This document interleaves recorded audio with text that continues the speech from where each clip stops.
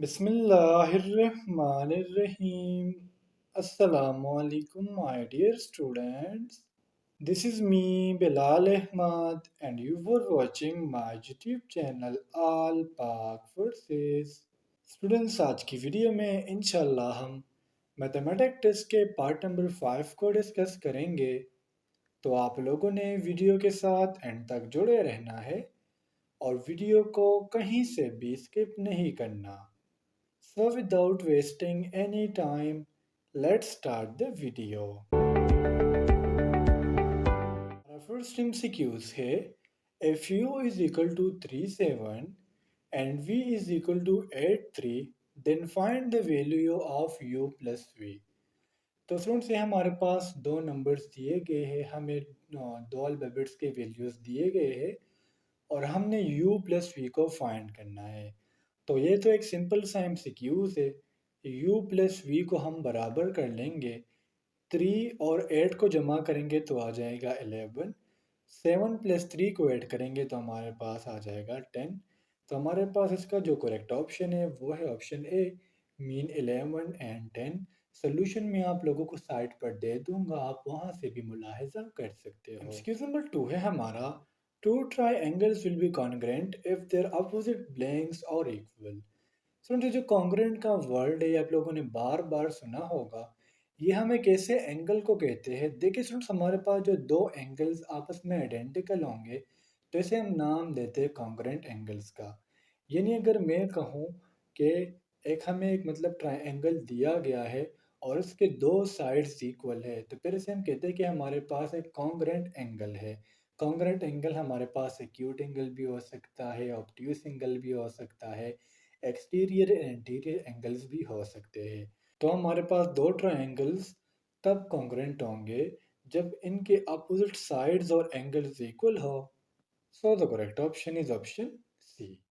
MCQs number 3 है हमारा, if two sides of a triangle are equal then it is called blank triangle. Let's suppose friends से हमारे पास एक triangle है, इसके ये जो दो साइड्स है, मैंने कहा कि इसका ए साइड है, ये इसका बी साइड है, ये जो दोनों साइड्स है ये आपस में इक्वल है और जब इसका तीसरा साइड है वो डिफरेंट है तो ऐसे एंगल को हम नाम देते हैं आइसोसेलेस एंगल का। So the correct option is option C. जबकि एक एंगल होता है इक्विलैटरल एंगल, उसके हमारे पास तीनों साइड्स इक्वल होंगे। आइसोसेलेस में हमारे पास दो साइड्स इक्वल होते हैं, जबकि इक्विलैटरल ट्रायंगल में हमारे पास तीनों साइड्स आपस में बराबर होंगे। एक्सक्यूज नंबर 4 है हमारा, cosecant theta is equal to, cosecant theta हमारे पास बराबर होता है 1/sin थीटा का। So the correct option is option D. इसका मैं स्टूडेंट्स आपको कंप्लीट टेबल देख लूँगा, आपने वो वैल्यूज़ लाजमी देखनी है क्योंकि पीएफ के टेस्ट में टोटल 25 क्वेश्चंस आते हैं मैथ के और इसमें लाजमन 3 to 4 क्वेश्चन इसके होते हैं कि कॉस थीटा किसके बराबर है, कोटेंजेंट थीटा किसके बराबर है। तो ये वैल्यूज़ आप लोगों ने लाजमी याद करने हैं।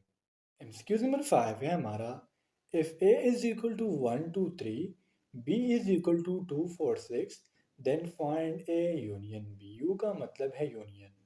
अब देखिए स्टूडेंट, यूनियन में हमने करना क्या होता है, वो डिजिट्स जो ए में दिए गए हो और वो डिजिट्स जो बी में दिए गए हो इन दोनों को हमने लिखना होता है। सोल्यूशन की तरफ आते हैं। अगर मैं कहूँ कि ए यूनियन बी तो हम करेंगे इज इक्वल टू, तो ये हो जाएगा 1 2 3 4 एंड 6। टू रिपीट हो रहा है तो रिपीट आपने नहीं लिखना।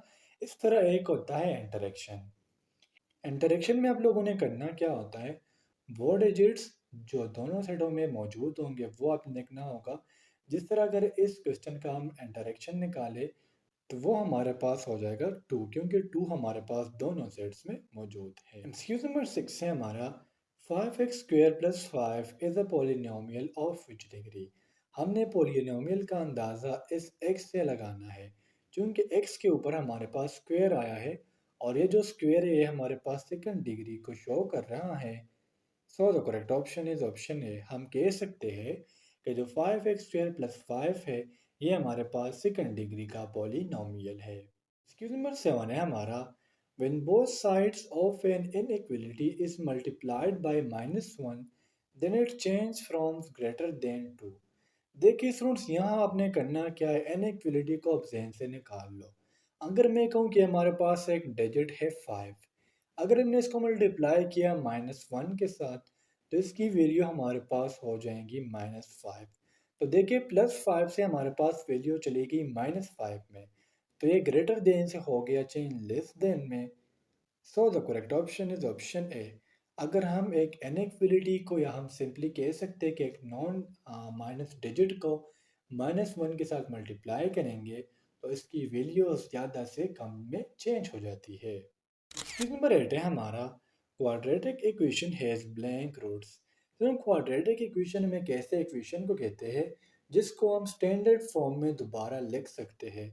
जिस तरह अगर मैं कहूँ a x square plus b x plus c equal to zero, तो ये हमारे पास एक स्टैंडर्ड फॉर्म है।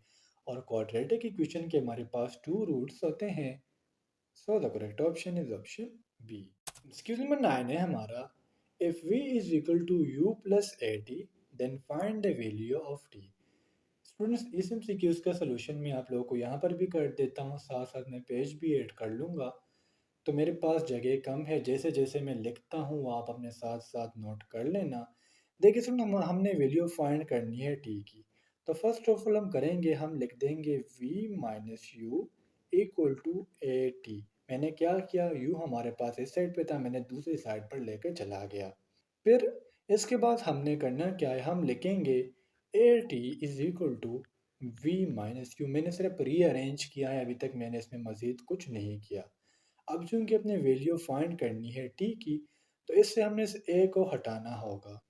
अब ए इस साइड से इस तरह ख़त्म होगा कि हम इसको दोनों साइड पर डिवाइड कर लेंगे। ए पर यहाँ भी डिवाइड कर लेंगे, ए पर यहाँ पर भी डिवाइड कर लेंगे। ए के साथ ख़त्म हो गया, तो हमारे पास टी की वैल्यू आ गई, T is equal to V minus U by A. So the correct option is option B. MCQs number 10 है हमारा, if y is directly proportional to x and x is equal to 9, y is equal to 6, then find the value of k। हमें k की value find करनी है जबकि x और y की value given है।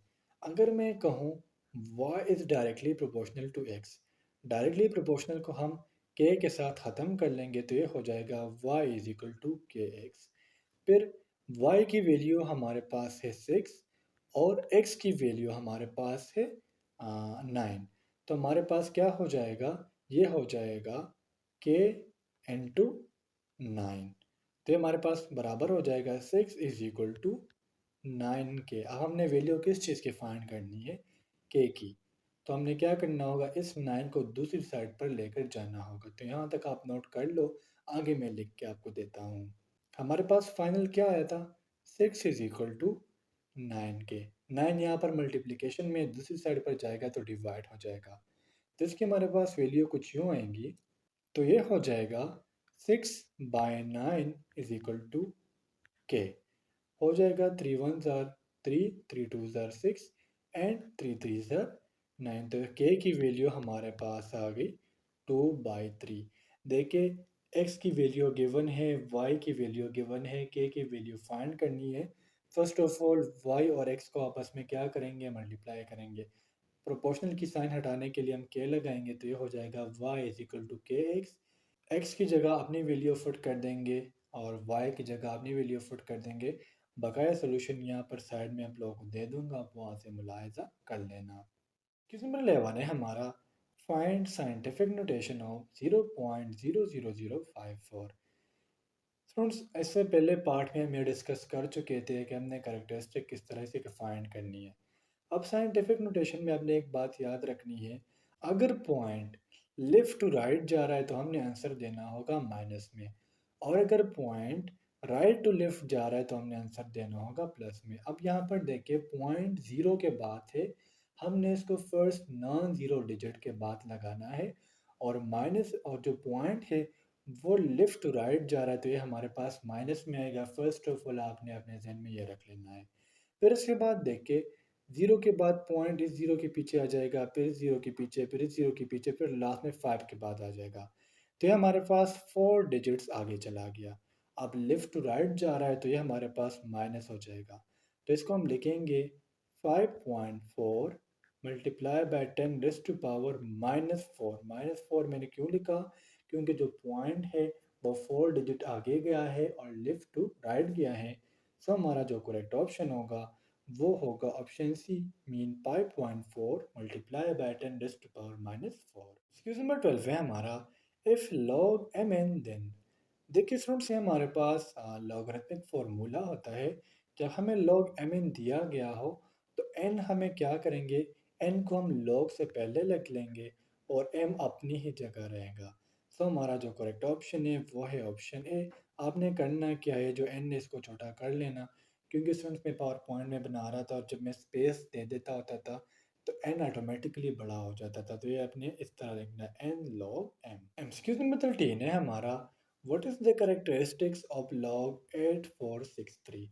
अब यहाँ पर एक कन्फ्यूजन होगी कि सर यहाँ पर तो ना ज़ीरो है ना हमें पॉइंट दिया गया है। तो जब भी कोई ऐसी सिचुएशन दी गई हो तो हमेशा जो पॉइंट होता है वो लास्ट डिजिट के पीछे होता है। तो 3 के पीछे हमारे पास क्या है, पॉइंट है। अब यहाँ से देखिए 1 2 3, तो हमारे पास हो जाएगा 8.463। अब पॉइंट जो है वो राइट टू लेफ्ट गया है तो प्लस में आ गया, और कितने डिजिट्स गया है, 3। तो हमारा जो करेक्ट ऑप्शन है वो है ऑप्शन बी। एक्सक्यूज नंबर 14 है हमारा, ए नॉट इज इक्वल टू। इसका अंदाज़ा आपने इस नोट से लगाना है, नोट है ज़ीरो की तरह। सो हमारा जो करेक्ट ऑप्शन है वो है option A, mean A not is equal to zero. MCQs number 15 है हमारा, what is the sum of side of rectangle. देखिए स्टूडेंट्स, ये हमारे पास क्या है, ये हमारे पास है एक रेक्टेंगल जिसके हमारे पास क्या होते हैं, 4 साइड होते हैं। एक साइड बराबर होता है 90 डिग्री का। तो क्या करेंगे, 4 को 90 के साथ मल्टीप्लाई करेंगे तो ये आ जाएगा 360 degree. So the correct option is option A.